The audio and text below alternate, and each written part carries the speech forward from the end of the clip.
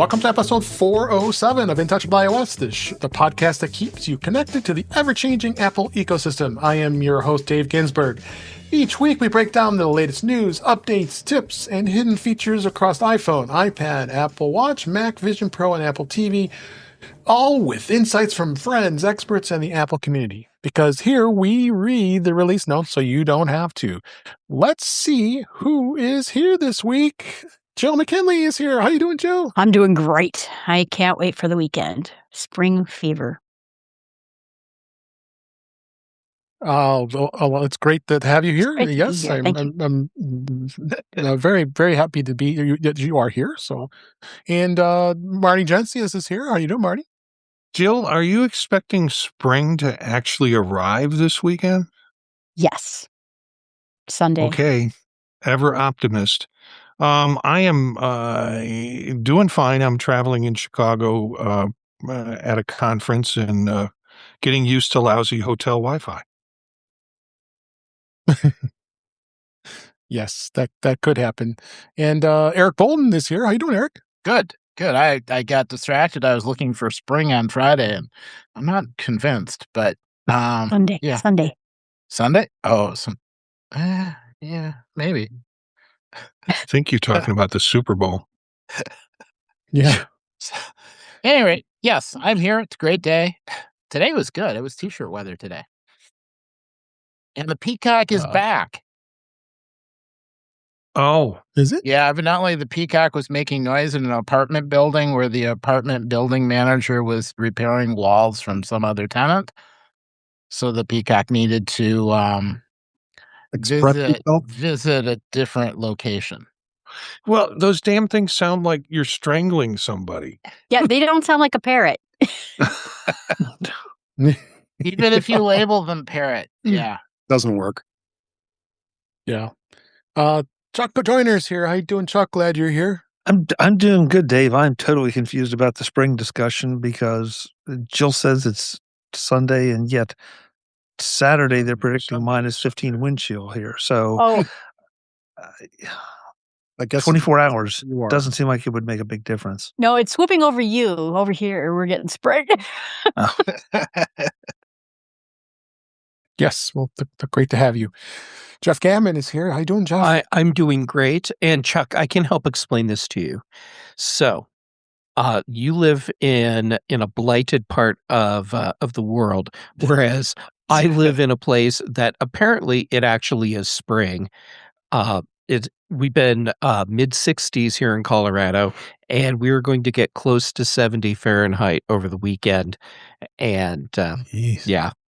It is warm enough here on February 5th, 2025, that I could go outside today in t-shirt and shorts and be comfortable. Well, and not get arrested. Cletus isn't going to be happy with the weather there. It's a freeze warning in Florida tonight. So we live in crazy times. We do. Jeff, please don't. That's all. Just please don't. I did go out in shorts and a t-shirt today. See? Oh. And Chuck, you've seen me in shorts and t-shirt. Oh, now I get it. Okay. Moving on. Last but certainly not least, Guy Serle. So glad you're here. How you doing? Thank you. Yes, I also live in a blighted area just outside of Washington, D.C., but it's pretty much always blighted regardless of the weather. Yeah, that's fair. So we've got some great topics this week. The usual stuff, In Touch with Vision Pro with the Mac and the news and everything else, but I want to tease there's going to be a big announcement at the end of the show, so stay tuned for that. We've got some exciting announcements that we'll be talking about later on in the show, so a little tease there. So stick with us here. So let's just start right ahead and go into Vision Pro for this week. They did release. They always do it, Marty, and they don't have it when we have it on Mac Vision Profiles.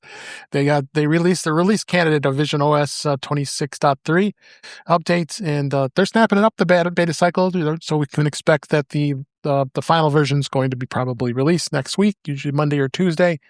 Again, don't see much of any major differences. Same stuff. I installed it, didn't see anything. I know, Marty, you probably weren't able to since you've been so busy today. No. So that's out. I don't know, Eric, you don't do the beta, right? As you still aren't. So nothing different. it installed pretty quickly. Wasn't any big issues, so there's much else to say. We'll have link the show notes about the release notes as well as information about that. And I wanted to talk a little bit about. It's been 2 years. I can't believe it. I feel like it's been yesterday since we purchased the Vision Pro. You guys, Marty and Eric, bought it. Well, I know Marty, you bought it on release day. Eric, I think, delayed himself for a bit. It took me until September to finally buy it. I had to check the date because my Apple Card was, and it was September. I thought it was earlier, but that's what it is. So yeah, it's been 2 years ago. I mean, it was so many rumors about it. If you remember, we kept talking about it. It was rumors, and they finally released. They announced it in June of 2023. So we had to sit all those months, almost close to a year, until it finally hit the stores. February 2nd was the date when they announced it at WWDC in 23, talking about it all. And it was an M2 chip with a dedicated R1 chip, and the price $34.99. Then we always get people to bellyache about it. But it was praised for the visual quality and eye and hand tracking. But if we remember, the visionOS 1 and visionOS 2 was god awful. But they've really progressed with this now. And at the point of iOS 26, it was a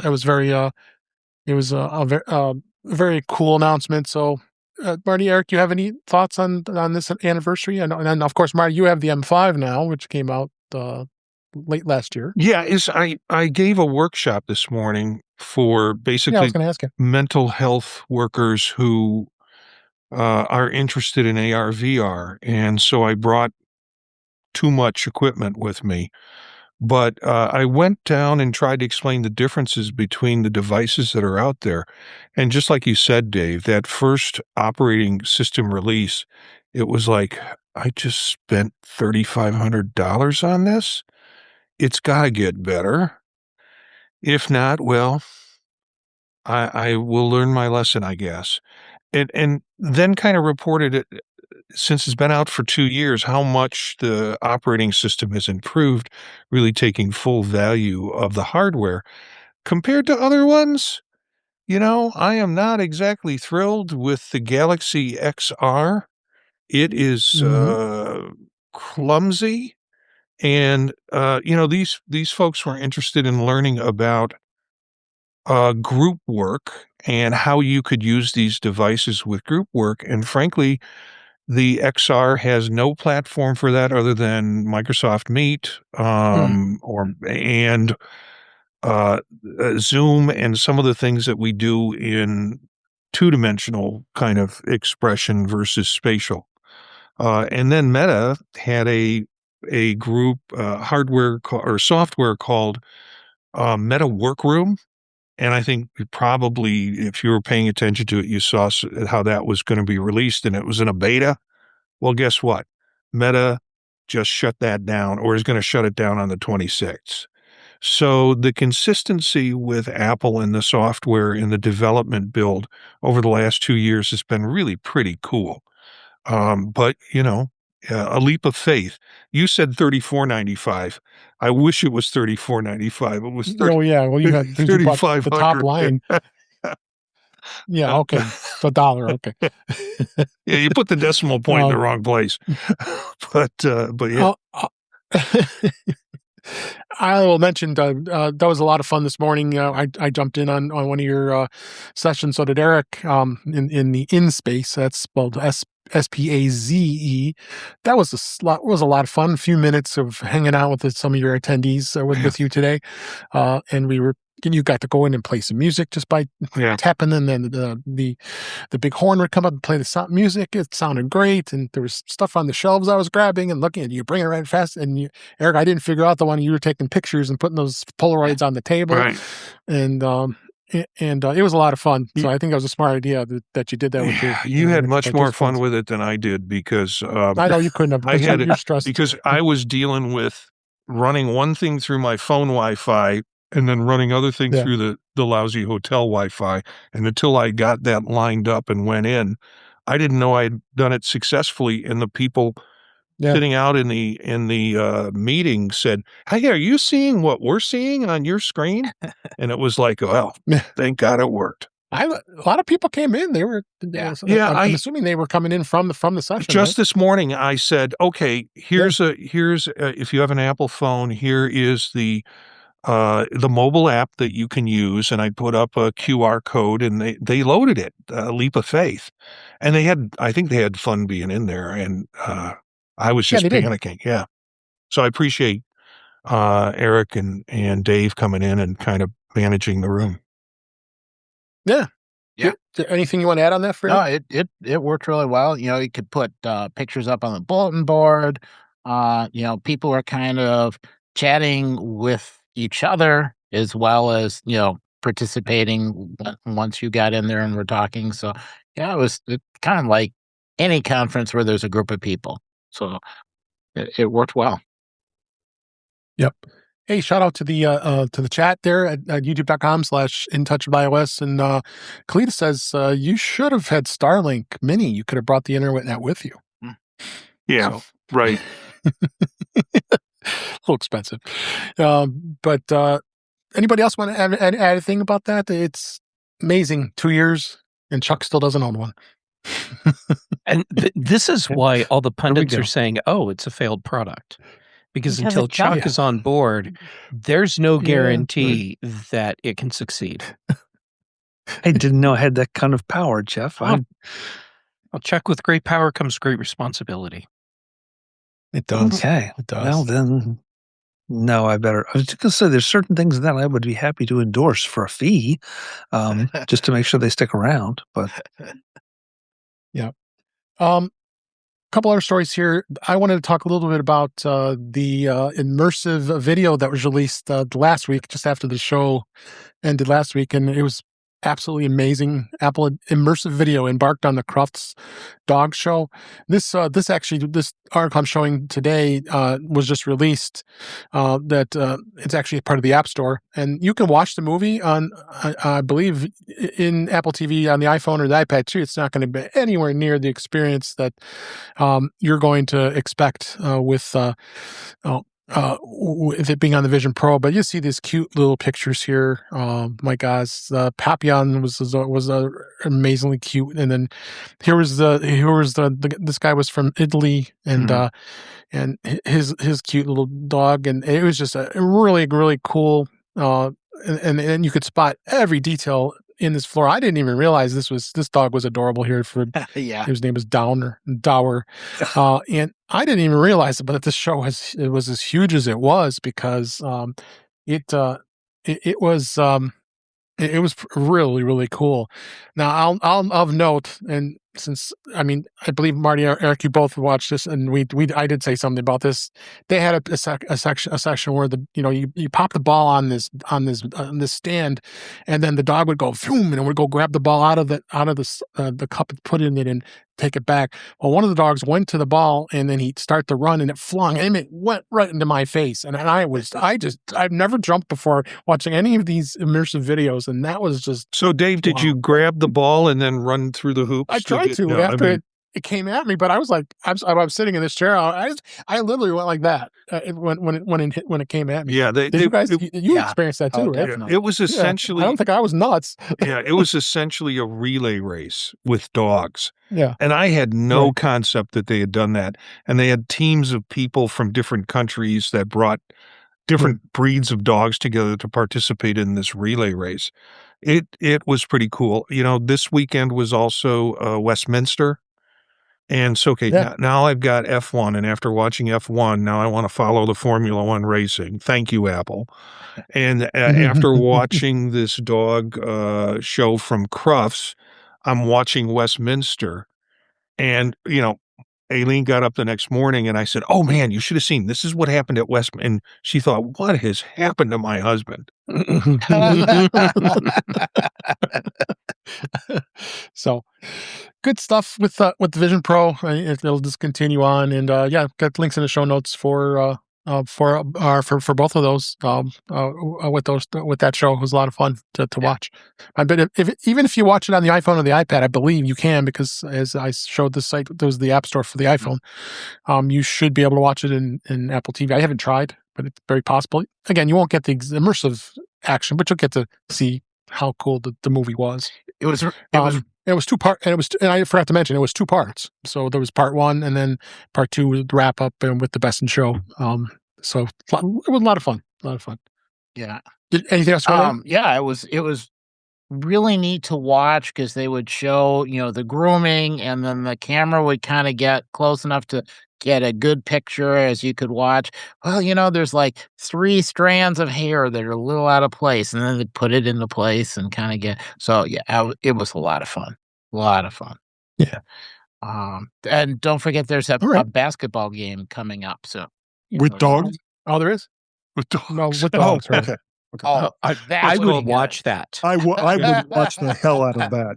Yeah, it's called Air Bud. Yeah. You might have. No, not a movie. Live. It has to be live. Well, we don't know yet. Anything could happen, right? Let's move on. Apple did seed out iOS 26.3 and iPadOS 26.3 beta, the release candidate. It was it's out for testing purposes, and I believe the public beta has come out as well. And they did add the thing was the transitioning from an iPhone to an Android device and vice versa. Transfers work really well, and likely what will end up happening is the fact that Apple will probably release the final version next week. So nothing real notable with that. Same thing with visionOS we just talked about, tvOS, and as well as watchOS. Nothing real big to talk about there when it comes to that. So look forward to the new things coming out next week, and it's going to be exciting here. So.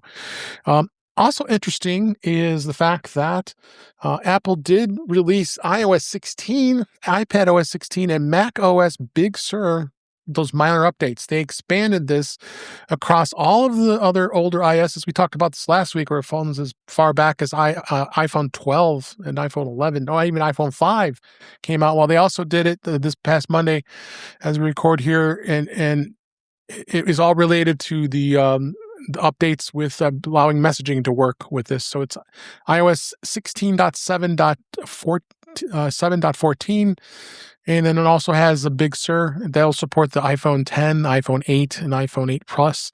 Then Big Sur will be out to 11.7.11 as well. So I find it fascinating that Apple has really decided to bring back updates to these older operating systems. You won't see that happen with Microsoft. I could say that. We said that talked about that last week. So then there's got to be still some people using Big Sur, I would think. Mac, won't they be? Oh, absolutely. I wouldn't be, but yeah. So there's still machines out there. At the consumer level, I think there's more people than you would realize that are using the older versions of Mac OS because they have like an iMac that is still working fine, but it won't take newer operating systems. But it does what they need, so they're like, why buy a new computer? And in the business space, what if you have software that doesn't run on newer OS versions? So you've locked that Mac at the older OS. Yeah, spend time with Mac user groups, and you'll realize how many people have old computers running old operating systems, having questions for you, and it's like, what? Yeah.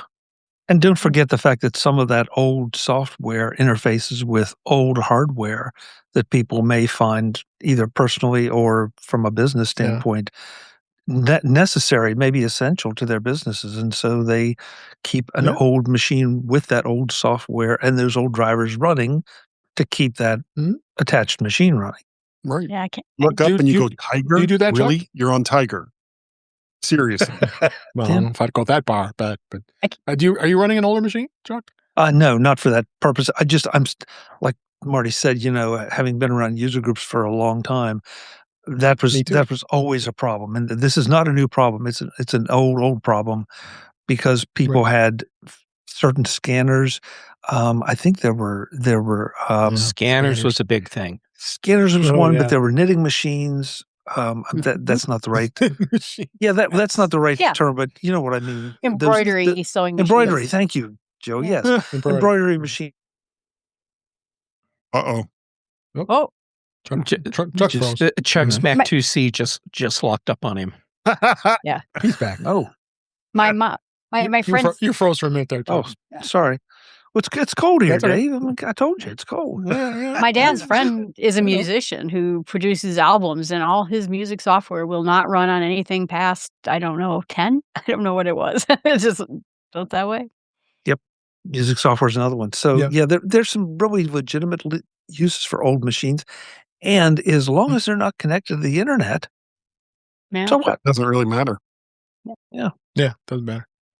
All right, so glad to see it. I also Watch OS 10 and Watch OS 9 is also gotten updates as well. So, we moved in touch with Mac this week. A couple things, of course, with everybody else. Every other betaverse release, Tahoe 26.3 release candidate was also released. Not much added to it. Other than I'm sporting it on my own Mac, and I'm actually being allowed to test it on our production Macs at work. So I've been testing it as well. So because we want to be up and make sure we're good to go when it gets released out to all the rest of the community and at work here. So notably is I think 26.3 may be the signal of the M5 Pro and the M5 Max may be released. I didn't add this in here, but I wanted to just mention that real quick, that I'm itching to buy that. And one of those, not the Pro, I'm not going Max. That's crazy. That's crazy. It's a crazy time for me. But I think they're going to get announced next week. I have this feeling. There's been rumors out there that they may come out, but so when 26.3 drops as the final version, I might be having my gift card lined up, ready to go, and my trade-in and the rest of my money to buy a new M5 Pro and trade in my M1. So we'll see what happens. Cha-ching. So anybody else have that? Anybody else that feeling? Also, Yeah, I have the feeling you're going to do that too. Yes. We'll do it, but is it going to come out? Will it come out? Because Apple's always done that. I think so. There's enough stuff lining up to make that a very plausible thing. There's the hints in the OS code.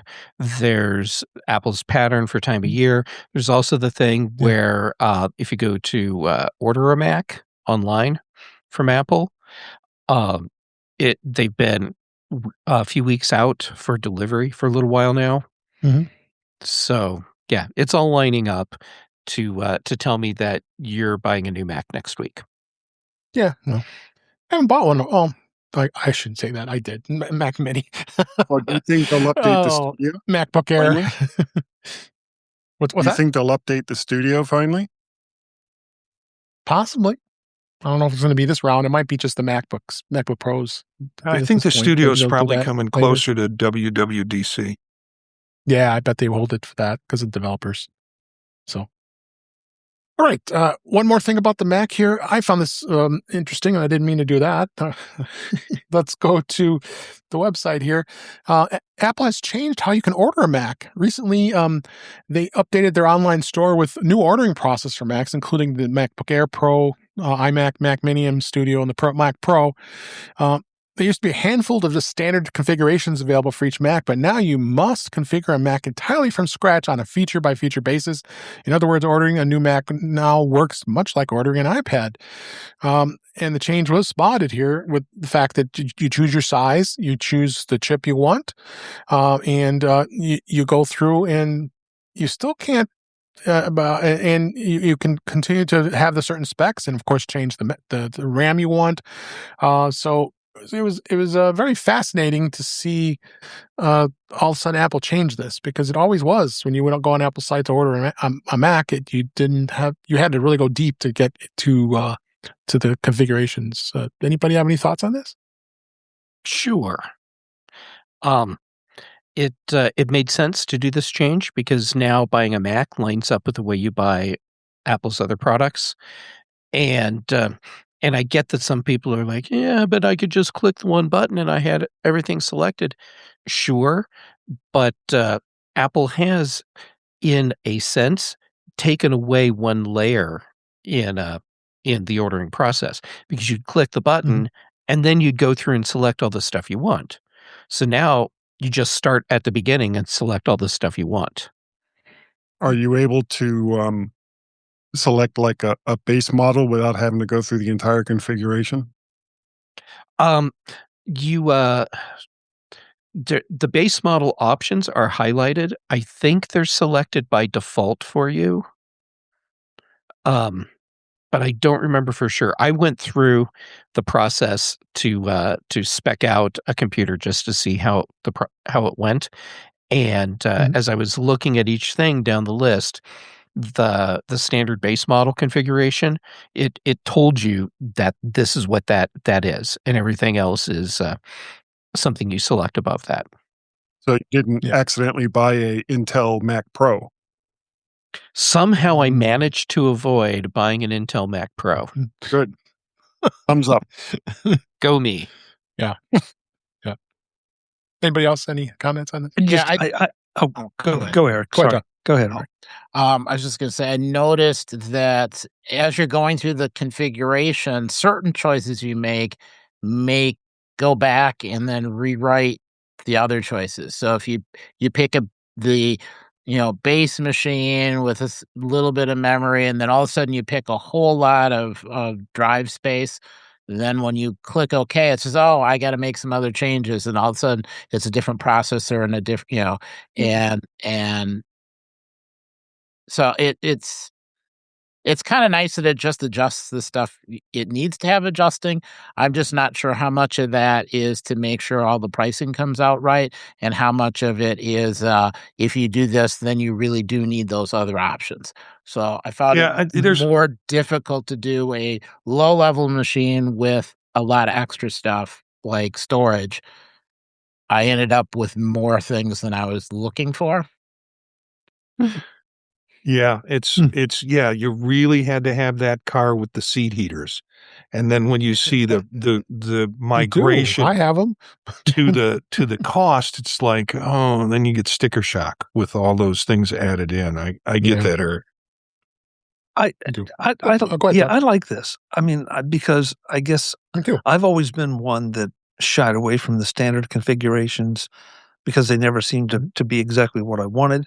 And now you still have the option of sort of selecting a quote unquote standard model, but it just feels like the customization is easier, that it's easier to be aware of. It's easier to sort of, to Marty's point, but in reverse, recognize, how much something's going to cost you and see the bottom line. The old one did that, but it didn't feel like it was quite as smooth as this new one is. So yeah, my head goes in saying I can get a new Mac for $1,500. My paycheck or my bill comes out at like $2,500. So it's like, oh, okay. Yeah, but look at all the extra stuff you got. Yeah. Yeah, I wish they would have said. I wish they would have said you can get a Mac for $1,500, except Marty. They make it real easy to spend extra money. Hey, Guy. Yeah. I went back and started selecting a new Mac because I couldn't remember the correct answer to your question. And even for the standard options, you do have to select to allow the next options to become available to you. Okay. Yeah. There's one other thing just to throw in. Yeah. And I just lost it. Shoot, it was a really good point too. Yeah, I got nothing. Oh, I know what it was. It was. This is the same group that has challenged Apple's, especially the base level configurations as being inadequate. And so now you're kind of not forced, but you are encouraged to kick those up a little bit, or at least be aware that you are buying something that is really base level. So, it's 6 to 1, half dozen another. Which way do you want to go? Do you want to have somebody potentially buy an underpowered, or scratch that, underconfigured machine, because nothing is underpowered anymore, but an underconfigured machine, or is it better to make them walk through the steps and get a machine that really suits them? Yeah. And Guy, more info for you. Oh, good. So what you're selecting before you can just say, and I'll take whatever it is after that.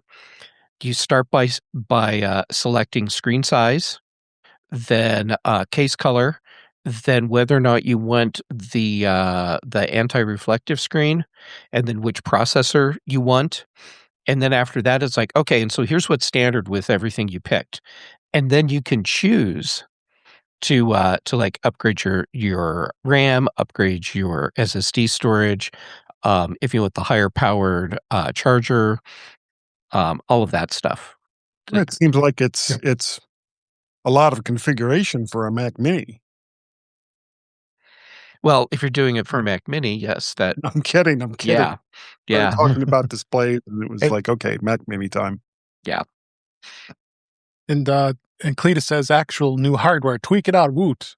Take my card. And then Chucky says, you got to soup it up. You got to soup up. Soup that Mac up. We're about to get into a discussion of, what's your philosophy for buying machines. And so if you want to go there, Dave, I kind of think most consumers see Macs as overpriced. So when they see something starting at $15.99, it doesn't influence them to go further and go, oh, well, I think I'll buy. No, they want to buy a computer with everything in it, not customized. And for the entry level consumer, I think it's gonna scare them in a way that's like, what are they trying to do? Upsell me on this whole stuff. Marty, I think a lot of those people aren't going to buy online. They're going to go into the Apple store and buy a pre-configured machine there. Yeah, but your point is valid. Yeah, or Amazon or Best Buy. But yeah, I agree completely, Jeff. All right, we'll go move on out of this. That was good conversation. Appreciate it. And then let's hit some of the other topics I have this week. Apple's given final warning to home app users. In 2022, Apple introduced the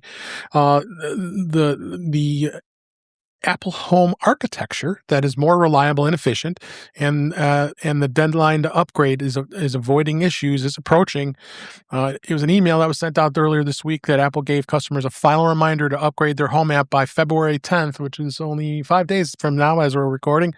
And then Apple says who do not upgrade may experience issues with accessories and automations or lose to their smart home in the app entirely. In addition, users who do not upgrade will miss out on newer features like robot vacuum cleaner support, and they will not receive important security fixes and performance improvements. And they're saying, go ahead and upgrade. So I'm going to start with Jeff here because I know your robot vacuum kind of took a dump. My robot vacuum took a dirt nap. And so it is actually sitting on the floor collecting dust the old-fashioned way through gravity as opposed to sucking it up. Yeah. And I haven't replaced it yet. Actually, I have other devices that have recently started failing, and I'm not replacing any of them yet either. And I went to see what happens over the next few months and just with the space in general, and then I'll decide how I'm going to move forward with what I'm replacing. But as far as what this announcement means for most people, it means absolutely nothing, because without realizing it, you updated a long time ago, or you bought into the HomeKit ecosystem after the transition had started. So you started in with the new architecture anyhow. And I'm sure there are some people who this will bite them, but I think that's going to be a minority. So generally speaking, I think that this hard deadline that's coming up in days is going to be a non-issue for the majority of people. Little clickbait. I guess I could say. Yeah. But what really is the state of the home app these days? Again, Jeff, you work a lot. I need to get better. When I get into my new home, I need to get better and get some more home automation. Where is the state of it now? I think Apple's not done a great job with it. Honestly. That's probably easy. It's a nice way of saying it. Probably. Generally speaking, the state of consumer level home automation tools and is pretty poor. It's kind of a convoluted thing. I think compared to other companies, Apple has done a better job of making it more approachable and easier to get on board with your devices and start using them. But it's still, I think, intimidating for a lot of people, and it can be confusing at times. Also, Apple has never fixed one of the horrible fatal flaws in the whole HomeKit architecture, which is that you cannot do a true full backup of your HomeKit setup. So, and it's a very brittle, fragile setup. So if something breaks in there, that's it. It is just broken unless you're willing to do a full reset and start over from scratch with your home automation setup. And I think that's a really bad oversight on Apple's part that they still haven't properly addressed that. So I'm still at the point where I feel like if you're doing consumer level smart home and home automation, this is something to play with. This is not something to rely on. This is a great hobby. It's not mission. You don't want mission critical for this. If you need mission critical on that level, you need to go and hire a company that does professional home automation with professional home automation tools. And that's a lot of money. Most people wouldn't. Most people No, wouldn't. most people don't want to do that. Go ahead, Marty. Yeah, I was just going to say, Jeff, you sound like a marvelous marketing spokesperson for Apple's home automation. I gave up on it about a month after I tried to use it. And, it's easier to train my dog to turn things on and off at particular times of day than for home automation to be reliable. I think that's fair. Yeah. I mean, I got into, Go ahead, Jeff. I started out with Alexa. Well, first I started out if this and that and tried to, merge everything together. Then I went to Alexa and then tried with all of that. And HomeKit's been better than everything else I've tried. I agree with you on that. Yep. Yeah. And I have a lot of home automation. This house is runs itself. I just walk in and out of rooms and it does everything for me. So I'm big into it. So I'm a little worried that some of my other things, like I got the garage door opener and the door locks, and I'm hoping everything survives that. But I think Apple's been pretty good. For you don't need to worry about it. It already survived that because you're on the new architecture. And if it's all working, you're fine. Yep, that's true. I'm going to replace all my cameras soon and looking for something to make it all go into HomeKit. But anyway. Yeah, I've been using Eufy for that. The problem I'm having is that the mechanical switch that flips the infrared filter up and down sticks on every damn Eufy camera that I've played with. So I have to unplug them, plug them back in to get the switch to reset. Otherwise, in the day, you have pink and purple for everything, which is okay it's okay unless you're not colorblind. It's stories like this that make me just train my dog to do it. And it's a lot more fun, Marty, because after your dog does it, you're like, oh, good boy, good girl. Yeah. The joy you both experience, it's great. Saying that to a Eufy camera, you just look weird. Nothing. You get yeah. Jeff, Guy, you have any thoughts on this? Go, Guy. No, I also tried my hand at home automation using Apple's home app, and it was a resounding failure. I think partly because most of the devices I got required you to keep the boxes and all kinds of stuff so that if something goes wrong, you could go back and reprogram it in again. And the first time that happened, it was like, oh, I was supposed to keep all that crap. And so then I ended up with just a pile of electronics that couldn't do anything with. So I've kind of held back from home automation. I'm waiting until they get more of the bugs out and that it doesn't automatically go to the Internet of Things and report back to their masters, whatever the heck it is I'm doing in my house. Yep. Go ahead, Chuck. I want to endorse. Sorry, Jeff, but I want to endorse my Eufy experiences, because my Eufy experiences have been better than pretty much anything else out there. Mine too, actually. Yeah, and I've I'm not going to trash anybody else's brand. I'll talk Eufy up. Some of the others have been fine, but they're weird. And Eufy does this wonderful thing of, it gives you one link to follow, one thing to put in, one thing to do, and then it just walks you through the whole process. Instead of you having to, okay, now go to menu 3 and select item 7, unless you really want item 9. And, it's Eufy is the Cadillac right now, as far as I'm concerned. But I have not. I agree. But I have not had the issue you're talking about with the infrared filter. It's the Eufy experience. I agree. It's better than most camera makers' experience, and overall, I've been pleased with the Eufy camera that I have. The problem that I have with it, though, is a problem that I've seen a lot of other people having, which is that stupid switch that flips the filter up and down gets stuck, and you have to reset the camera. But still, I think Eufy, especially compared to other companies, is making much better cameras, and I think they do a much better job compared to a lot of other companies of supporting HomeKit. I had the whole kit and caboodle in my cart last Black Friday. Every Eufy, to replace every light and thing I had and camera I had outside. And the doorbell is not HomeKit compatible, but everything else is. And I thought, that's so stupid. I'm going to wait until the doorbell was also HomeKit compatible, I guess, because that's the one I use the most for cameras.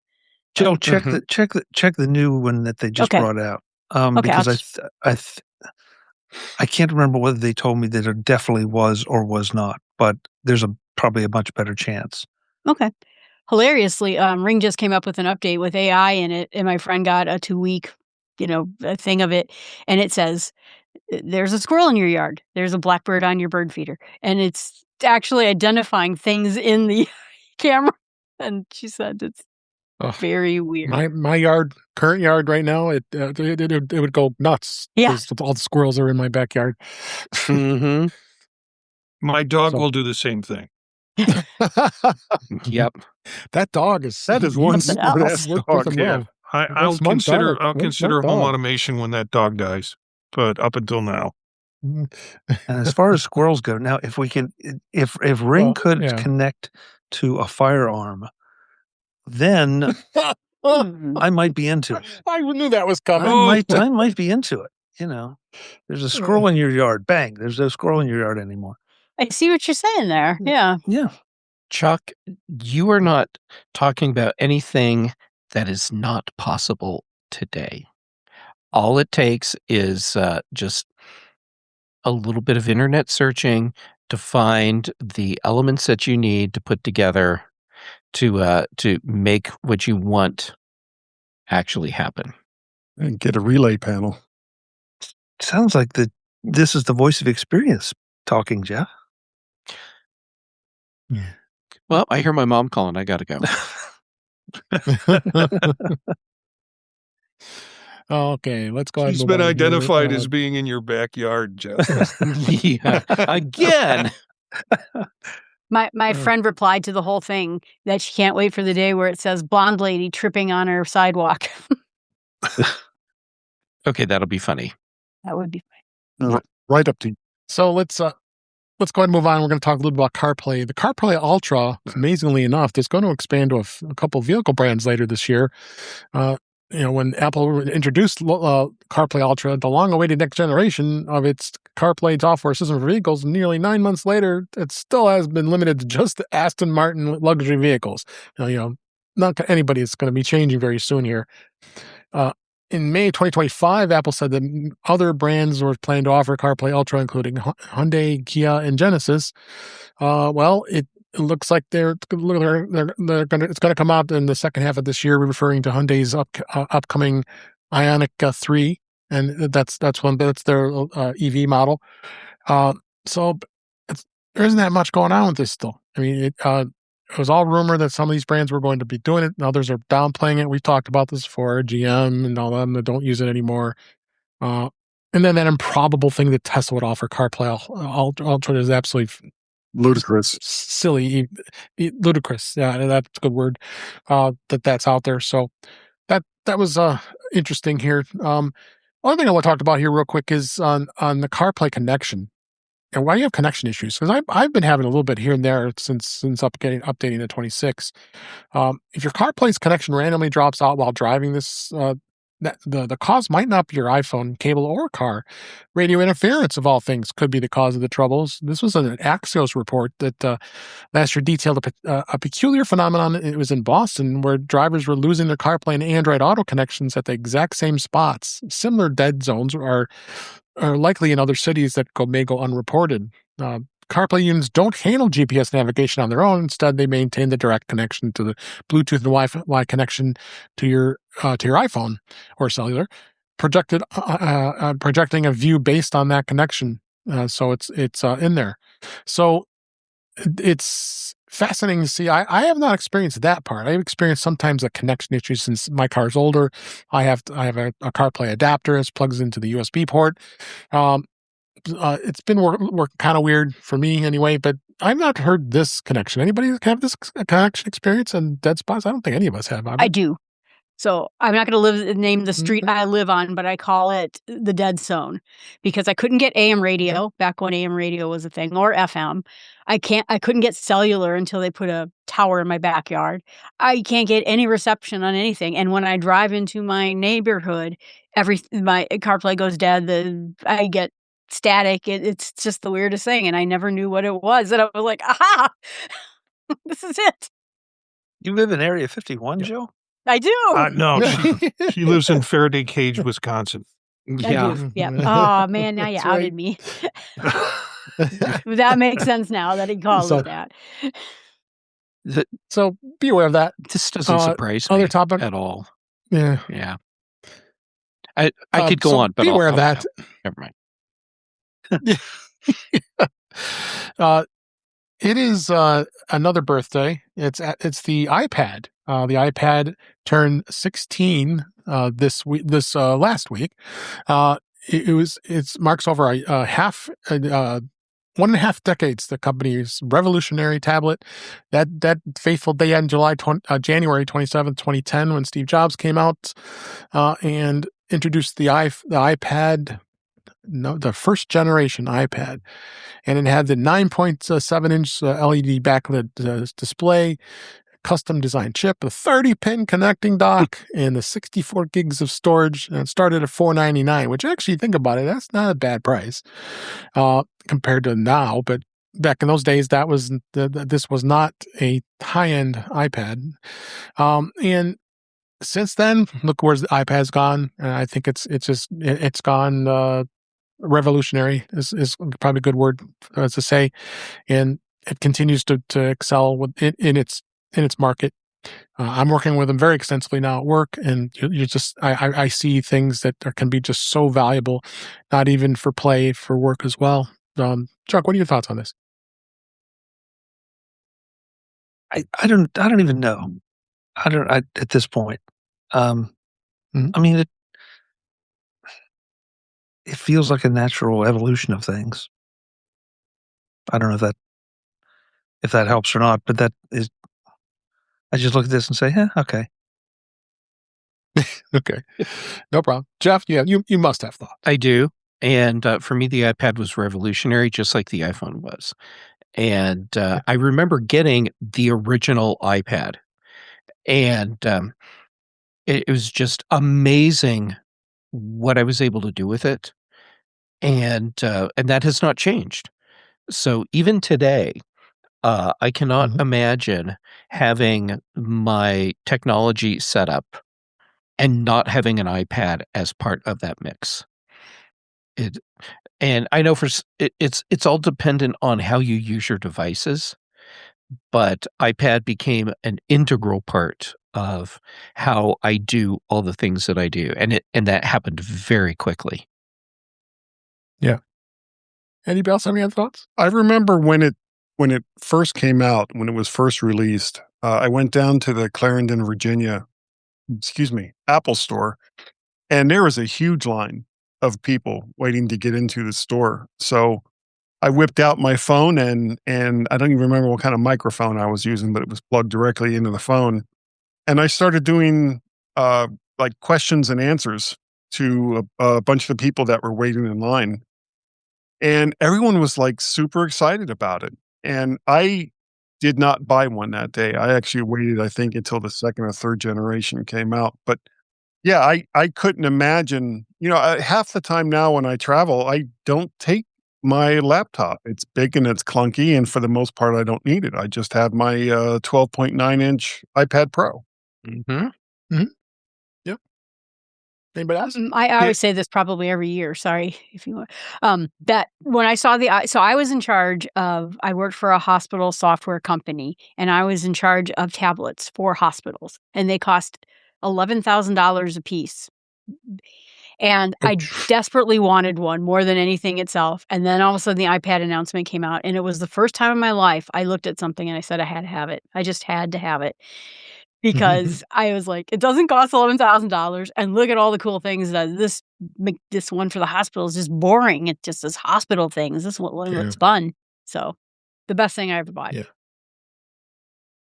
Right, Marty, go ahead. Yeah, I was kind of triggered by what Guy said when he said it's big and clunky, and I don't want to take it anywhere. That's how my wife describes me. But I got a second or third generation iPad, and Aileen and I were on vacation, and my son-in-law at the time sent me pictures of him opening it up. Yeah. The son-in-law at the time. That's the key part of the statement right there. Yes. Before you move off this we move off this topic, Cletus has to say, I remember when the iPad came out thinking, why did I need this? It's an oversized phone and an underpowered computer. I guess I could think that the iPad, the first gen, was pretty slow. But people didn't know what to do with it in many cases. Yeah. Right. The very last Macworld Expo in 2014, I did not take a computer. I did everything, including interviews and everything else, on the iPad, and uploaded and did all of the MyMac stuff that I was doing at the time. And it took longer, yes. And it was clumsier, yes. But at the same time, I just had like one little portable microphone, and I was able to do everything on a tablet. Guy, I remember MacStock one year, back when it was at the community college. McHenry College. And you had your podcast recording rig set up in that cafeteria area. I remember. It's an iPad, and the number of wires that you had going back and forth, I'm like, it's literally impossible to have that many wires feeding through to an iPad somehow, and yet you have done it, and it works. And so on one hand, I'm looking at it thinking, this is the most ridiculous setup you could imagine. Go you. And then my second thought was, this is the future of how we do this. Yeah, they were calling me Frankenstein that day. It wasn't because of the iPad. Oh, okay. And it wasn't just that day. Yeah. Okay. Well, I mean, was it the bolts? Yeah. Was it the bolts sticking out of my neck? It was. Yeah. I just thought you were excited to be there. I was. Jeff, Cletus does agree with you, right? He cannot live without his iPad now. I upgrade my iPad on a regular basis, and I still can't get the workflow. It's like, oh hell, I'll just get my MacBook Air out and do it on that. So I haven't made that transition very well, and it's almost like I'm ready to jump off that pony, and Marty, just stick with my MacBook Airs. Yeah, and that's a perfectly acceptable thing, actually. For some people, it would be like trying to put screws into a board with a hammer. It's just not the right tool for what you're doing. and that's okay. And it turned out for me, the iPad became the perfect tool for many things that I was doing. And I can't imagine not having one, like Cletus, anymore. But at the same time, there's still things that I do where I won't even try right now to do them on an iPad. It's just that's a thing that happens on the Mac, and that's not going to change for the near future, at least. Yeah, and working with audio, anything that you want to, if you want to record separate tracks or whatever it is that you've got going on, it can be done, but it is super clunky and near impossible. And you're better off just doing it with a tool like a Mac that is built for it already. Yeah, that's where my audio stuff happens. It's on my Mac. And Jeff, that's why I guess why I can't get excited over the topic here, because we've been down this road so many times. If it's right for you, it's right for you, and if it's not, then it's not. Use the best tool. I frankly, when I travel, I carry both, because there's some things that the iPad is superior for. There are other things that the Mac is superior for, and I'm in a favorable position to be able to afford both. And so, even, especially now with Sidecar, now you can use it as a second monitor, if for no other reason. So, they're graphics tablet with your Mac, or a graphics tablet with your Mac. Yeah, I burn out on the discussion that the Mac should be the iPad or the iPad should be the Mac, and it's like I like them being separate things, and they each excel at different tasks for me, and they complement each other. Mm-hmm. Yeah. Okay. Yep. All right. Let's move on. No. We've been burned that topic, but it was a good discussion. So let's move on to the news this week. I think Chuck's going to be happy about this. The Apple Sports app now supports golf and more. The Apple Sports app is really just expanding like gangbusters. It's got men's and women's golf, along with improvements to soccer and tennis coverage. The app's going to introduce support for every single PGA and LPGA tournament, with live leaderboards, round by round scorecards for every golfer, and real-time updates in the app, widgets, live activities. The app, of course, supports most of the major sports teams and such, especially F1, and the Premier League is on there. So you can track your favorite players, hole-by-hole results, individual scores. This is kind of cool, and this is just going to continue to excel even more. What do you think, Chuck? Are you going to be using this for golf? Yeah, I will. I enjoy watching it, but to a comment Marty made in our Slack earlier today, it does take a lot of time, and it also takes a lot of time to dig down to see how your favorite player is doing, and see if somebody blew up on the round, what happened. So yeah, I'm delighted to see this. It's about time that that the app grew up and took on a real sport. Yep, agreed. And anybody else have any other comments? I know where this is heading. First, it's F1, then it's fluffy little dog shows, and soon I'll be looking at golf statistics on my sports app. They're much more interesting than the fluffy dog shows. Yeah. So let's go ahead and move on to the next story. Amazon's Alexa Plus is now going to be free for all Prime members. So it's going to be beating the S-Lady to smarter S-Lady to market. The AI assistant is rolling out to all U.S. Amazon Prime subscribers beginning today. It's actually yesterday as we record this. Be available to everybody in the United States. Amazon says Prime subscribers can access Alexa Plus with the Alexa app, at Alexa-enabled devices, and at the Alexa.com website.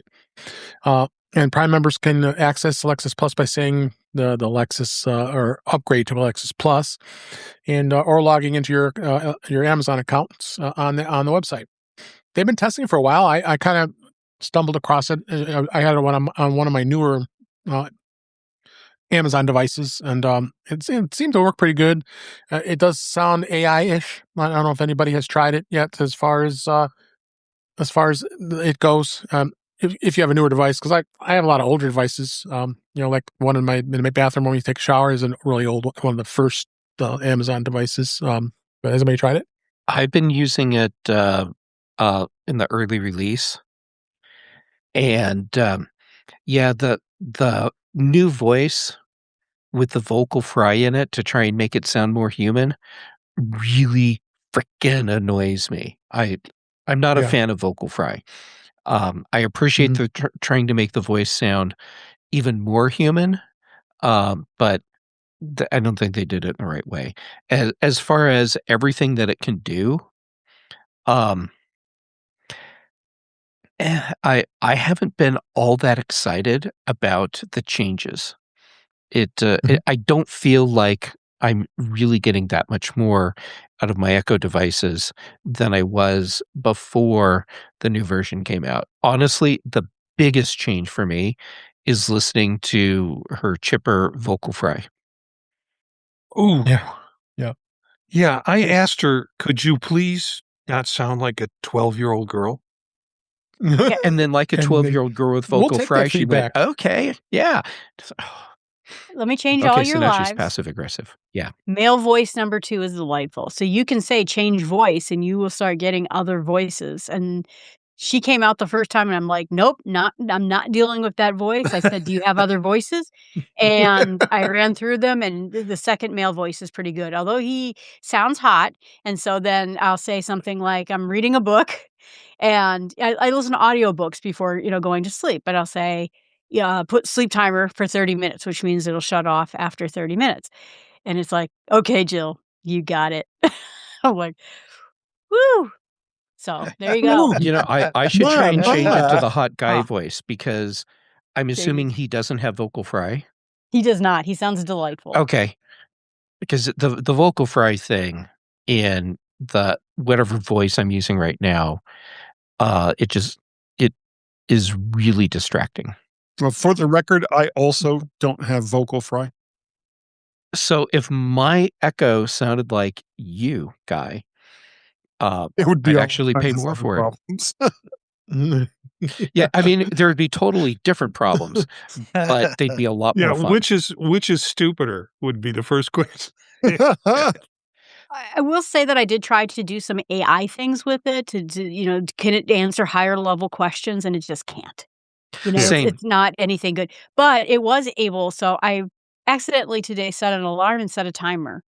And before I would say, cancel all alarms and timers. And it would say, what? And then I would say, okay, cancel timer, cancel alarm. But this time it got it and said, okay, I canceled everything.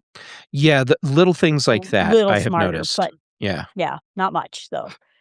Yeah, I get responses like, I'm sorry, I can't answer that question. However, would you like to purchase is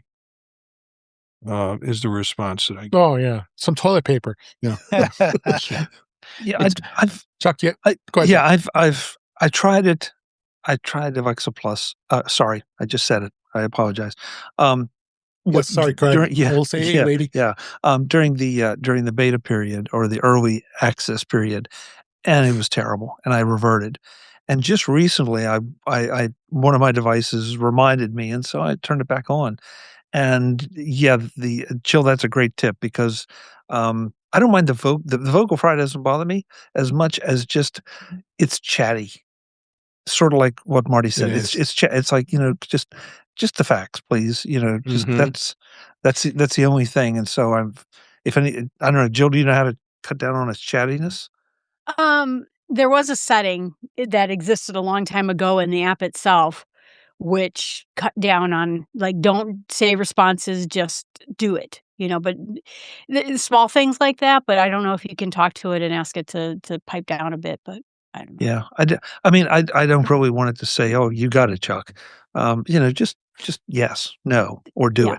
Yeah, but that's a setting in the app actually where you can say, "Should I vocalize a response?" and just say no. Yeah. So, but overall, I'm with you, Joe. I haven't really tried that many AI things. It still can answer basically the things that I've always asked Alexa for. So that's fine. Yeah. And Chuck, I think one of the reasons I haven't seen a lot of difference in the new A-Lady is because I'm not giving Amazon access to a lot of my other personal accounts, which it needs to be able to do the contextual things that that it's capable of. Yeah, good point. And I I will don't either, say, Jeff. Yep. I have a bunch of Hue lights, and it was having trouble because I have this light. Anyway, it was having trouble distinguishing parts of the room. Like, turn on my bed light, but don't turn on the big blinding flashy bulbs over my bed. And now it can. So it's a little smarter when it comes to turning on and off things. Yeah. There's a lot. I've also noticed that one place that I hoped would improve has not, where it figures out what smart devices you have. No. That's still a clunky process. Apple I know, is very I much did some- winning in that place. Yeah, before this trip, I used the A-Lady. I actually tried to ask the A-Lady, could you switch to an Australian voice? And that's not in their purview because the S-Lady that I have is an Australian voice.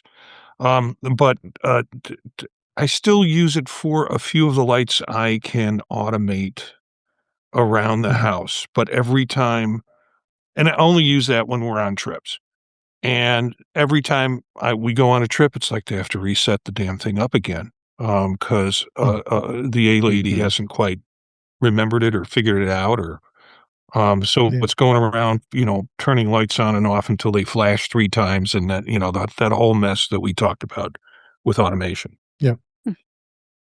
All right, let's go ahead and move on. We've got a couple Apple TV stories here this week. Apple did announce there are some 12 new movies and shows that are coming out this year. They did a preview of 12 new shows and films that will be premiering on the Apple TV streaming service throughout 2026. We have a bunch of new series, and I'm not going to go through all of them here, but this is in the article in the show notes. And Cape Fear is one I think I've noticed about. This was from the movie from years ago. I'm assuming it's based on, right? The book. And it's produced by Martin Scorsese's involved with this. But I tell you, Apple has just got some pretty amazing things, associations with some of these movies. It's just crazy in series. So they had there's a bunch of new films. Matchbox, the movie. What that one is that? What Little is that? toy cars. No, it is. Is it really? No. They talk to each other. Oh wait, yeah, it is.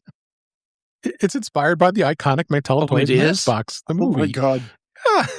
Wait, I thought John Cena Mattel and had Jessica Hot Biel Wheels. and Sam Richardson. Oh my gosh, that's will be back in October. So it, so there's a lot of new stuff that's coming out, which is great. I'm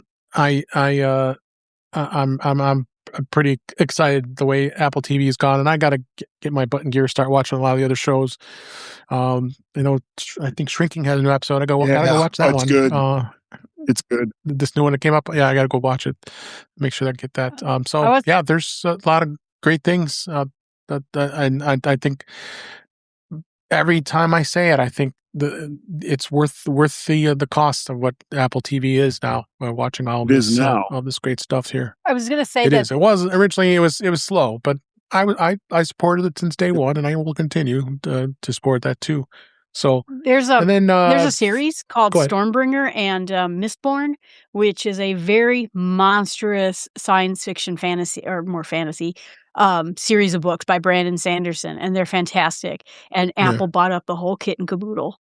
And a lot of people I know who read that series was like, "Oh gosh, is Apple going to do a good job?" And I'm like, Apple always does a really good job with every series they adapt. I trust them more than I would trust other people, and I'm looking forward to that one. Mm-hmm. Think about both Foundation and it's bigger than Foundation. Both Witherbucket and Cletus are saying Monarch. Yeah, that's starting up soon. Yeah, I got to go watch that too. I'd like to tell Apple to stop it. Just stop it, because I've already got too many shows to watch. And it becomes a challenge. Well, you're not going to like this then, Marty. Good segue here. Eddie Q and Formula One CEO tease an F1 the movie sequel as Apple TV press day event, which was yesterday as we record this. The company announced multiple movies and series, as we showed throughout this year, along with renewals of the shows. Towards the end of the event, Eddie Q had a brief Q&A where he read out questions from attending press. And one of the last questions that was asked at Q said, holding an iPad that's fielding all the press questions submitted their way. It's my favorite question of all, and it's kind of a boomerang because both of us will answer. Is there going to be another Formula One movie, given the success and how great the first movie was? They just basically said, stay tuned. So I think we have some great things ahead on Apple TV, and I hope there's a new F1 movie. I want to go back and watch it again. That's such a great movie, and I watched it, and I saw it in the theater, and I think you did too, Marty. And it was a great movie, and of course I bought it, so I own it now. Which I should have just waited like a dummy. Yeah. Anybody have any thoughts on this? I hope we don't see the F1 movie, the sequel, for at least a few years, because I hope that they and to whoever said it, Apple does it right. I hope they don't just try to rip this out and we have the sequel. Go ahead, let the writers do a good job, get the right script, get the right story to tell, because otherwise it's going to devalue the original one. Yep. Anybody else? So will this one be called F2, then the next one's F3. With costumes. It's actually F1. F1 back with a match. I like teasing you about that, Jeff. I think the Fast series did that, Jeff. Let's hope not. Now they did say that if they did it, it wasn't going to be next year. There was going to be time before they could do something. Good. All right. So before we go, I teased about an announcement. I think I know most of us know about it, but I wanted to tease it anyway. MacStock 10. It was announced today. Mike Potter had his event, and he announced all the great things coming for MacStock 10. It's 150 days, 3 days away as of the recording this, so it's pretty awesome. And there's a streaming replay. You can watch the stream that has all the updates and more. The theme is Inspire. And you'll be inspired by all the presentations and workshops, but there is a big announcement. Ecamm again is partnering up with MacStock again. I'm so excited about this, but they're also going to be doing a creator camp. So that what they've done is there's going to be two paths to have fun, as Mike says, two paths to inspiration. You'll have the standard weekend pass. That's the 3 days, July 10th through the 12th. And it's right now they've got early bird pricing up through March 31st. That's $3.99. But now what you can get is the creator camp with the MacStock bundle. That's 4 full days. July 9th will be the creator camp, and it's going to be limited to only 100 tickets. They wanted to keep it, cozy and limited because they always Ecamm has bigger. They have bigger camps throughout the rest of the year, so they wanted to keep it, in that place. But you get everything with the MacStock weekend. Plus, you'll have full access to the creator camp workshops. They're going to have the day of hands-on training.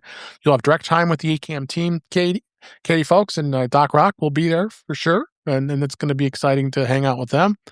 And you'll have all kinds of workshop materials, and you get coffee and lunch included on all 4 days. And you're going to have, of course, the swag. You're going to have the T-shirt, all that fun stuff. So I'm pretty stoked. This path is going to be, it's discounted to $524 for 4 days. You're getting in for that. But if not, you can just stick with the regular bundle here. I'm super stoked about this. And they've already got the a number of speakers submitted talks, and I'm super excited. I hope all you are as well. I know everybody here is, right? Mm-hmm. Oh yeah. So hopefully, Guy, you're going to make it this year. Yeah, I missed it We're last year. Huh. Yeah. Well, not this year. You're going to make it. So go to MacStock.com, or not MacStock.com, MacStockConferenceandExpo.com. There's a link in the show notes that'll bring you right to the registration page. Register today. Grab your tickets. And I said the first 100 tickets are only going to be available for the Creator Camp. That's going to be a blast. I can't wait. I've been using eCam for close to 6 months now, I think it is. And I was a slacker. I had all these years and didn't do it. Now I'm loving it. And I think everybody is enjoying the way everything flows with eCam. So, but the Creator Camp is great because you can get to hang out with other people who are into their creativity and being able to learn. All there is. eCam has an amazing fam with Katie is all kinds of stuff she's posting, and all the rest of the fams out there on YouTube and on Facebook and all the social medias. So come check it out. And again, MacStockConferenceandExpo.com/register, and you'll be able to come join us. I can't wait. It's going to be exciting, and it'll be here in no time here. So there'll be more announcements to come, but go check it out. Wait, I would appreciate it. Do we speakers get into the creative camp? Are we? No, that's one thing that was announced is the speakers. He'll work out a deal for us if we're speakers. Right. So we'll still have to pay for that because that's he's kind of treating it as eCam's deal. Yeah. But it's packaged as part of the whole weekend. That seems fair. Fair enough. Yeah. It's fair. Yeah. So, but all right. So with that, let's go ahead and wrap up for this week. So before we wrap up here, let's find out where everybody can be found. I'm going to reverse the order this time. Guy, Serle, where can people find you? Thanks for you can find me on the G-Man Show. The email for that is gmenshow@icloud.com, GMENSHOW @icloud.com. I can be found on Twaxter and Skies of Blue as either Mac Parrot or Vert Shark. You can also, as far as those two particular places go, we also have Guy and Gaz. That's another account with both of those that you can contact us with. And we have a telephone number, which is 703-828-4677. And that's about it. Thank you. Thank you, Dave, for having me on. I appreciate it. Always. Jeff Gamet, thank you for being here, as always. Where can people find you? Well, when I'm not sitting here thinking about how awesome it will be to hang out at MacStock with Guy again, you can all of us with all of you. Yes, with all of you. I am looking forward to this July and getting to get my family time in a good way with all of you. Yes. So anyhow, where else to find me? Right. Jay Gamet on the social medias, mostly on Mastodon, PixelFed, and Blue Sky. Then for shows, on Chuck's Mac Voices Live on Tuesdays, here with you, Dave, for In Touch with iOS on Thursdays. On the British Tech Network, The Big Show and The Mac Show. Then Brian Chaffin and I do The Context Machine, and Patrice Brendamore and I do Retro Rewatch. Thank you so much, Jeff. Appreciate it. Chuck Joyner, thank you for being here as always. It's great to have you. And where can people find you? MacVoices.com. That's where you can find everything. We are doing our CES interviews. They're still rolling out. They're going to continue to roll out for a little while because we shot so many of them. You have, as Jeff said, Mac Voices Live Tuesday nights at youtube.com/MacVoicesTV. Come and join us in the chat. And on the socials, you can find me as at Chuck Joyner. Thank you, Dave. Great. Thank you. Thank you as always. And Eric Bolden, thank you for being here. And you've got your eagles behind you there. And I think those were the same eagles that gave you some ears. Yep. Where can people find you? I can be found on Mastodon at eabolden@mas.co. Otherwise, Monday nights on Vision Profiles with visionOS content. Tuesdays on Mac Voices Live. And of course, Thursdays here on In Touch with iOS, and rounding out, progressing through all the OSs throughout the week and covering all the news. Excellent. Thank you so much for being here. And Marty Jencius, thanks for joining us here with me in Chicago with your conference.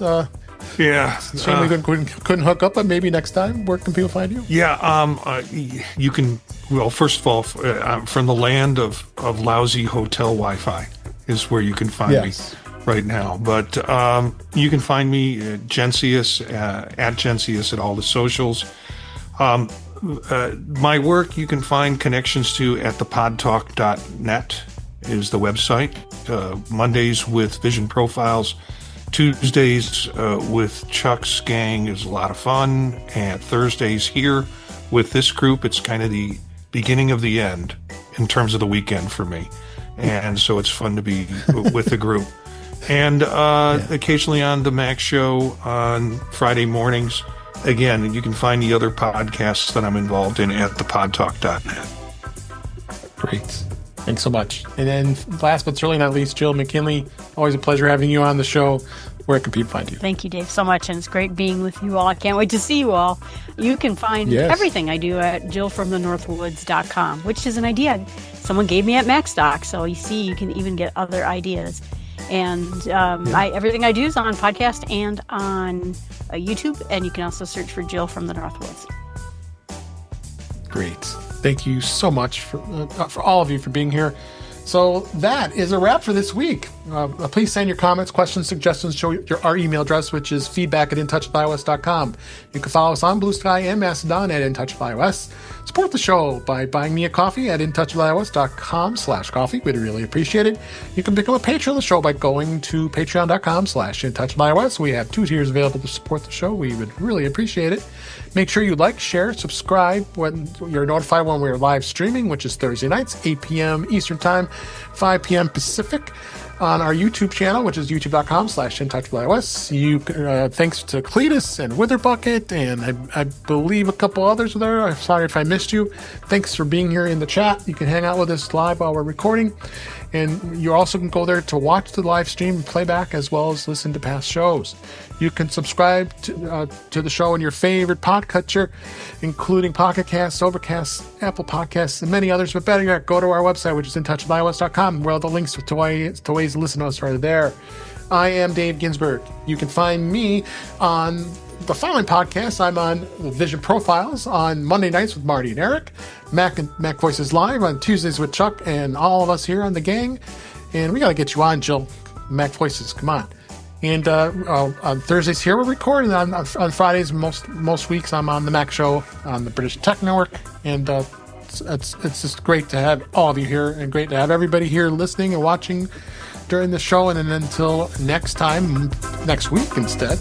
Thanks for watching, and talk again soon.